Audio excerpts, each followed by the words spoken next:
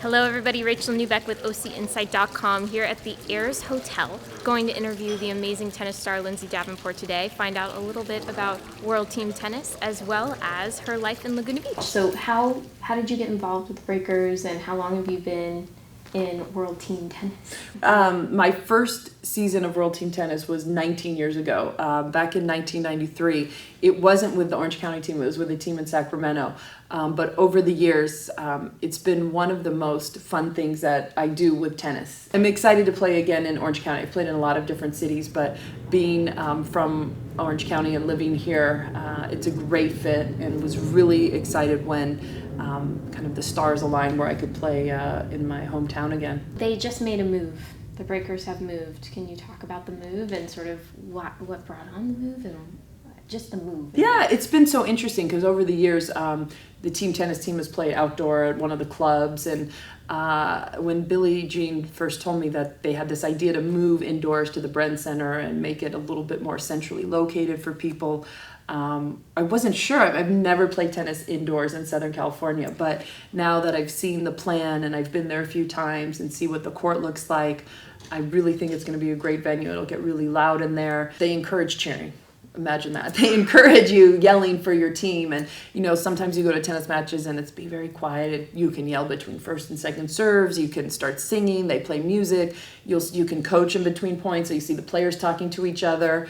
It's just one of those things where it's about the fan's experience, going there and having fun, seeing great tennis and having entertainment as well. And they also have a kid zone coming, so families with kids can be a part of that, where they'll have fun stuff and trying to teach little kids tennis and balloons and face painting and all that kind of stuff to try and make it more of an event than just this really serious tennis match that sometimes, especially little kids, don't really want to sit through. Well, and that's great because it kind of makes it more friendly, and it can, it's all about the fans. A lot of people are scared of tennis sometimes because it's like so serious. For sure, it's amazing, and I totally see that, and that's why it's great to have the cheering and the screaming, and we want fans to come out and treat it like another sporting event where you can, in basketball, clearly you can yell when someone's about to hit a free throw or at any time, and that's what World Team Tennis is about. Can you talk about your experience in World Team Tennis versus singles tennis? Like, what is the experience like? Because it's such a solo sport, tennis, and then this is such a team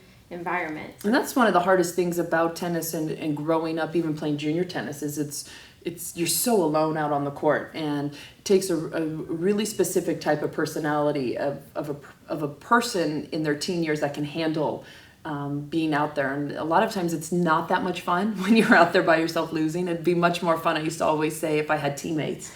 And there's been only a few opportunities in my entire tennis career where I've been able to have teammates, and team tennis has been one of them, and that's why I've played so many years, where you play with guys, you have a female partner, and you guys work together for a whole season, and you never know who's going to make a difference in the match any given night. It could come down to the women's doubles, it could come down to men's singles, the mixed doubles, and so you guys as a team really have to work together, really get along, and really kind of have the right goals from the beginning to be successful. And I've loved so many of my teams, and the last season I played was 2 years ago in St. Louis, and we had just a blast, and I look forward to hopefully having that same kind of season this year. That's great. And now the scoring's different. Yeah, exactly. No ad, so it goes by a little bit faster. One of the things that I think is most fun is you play let serves.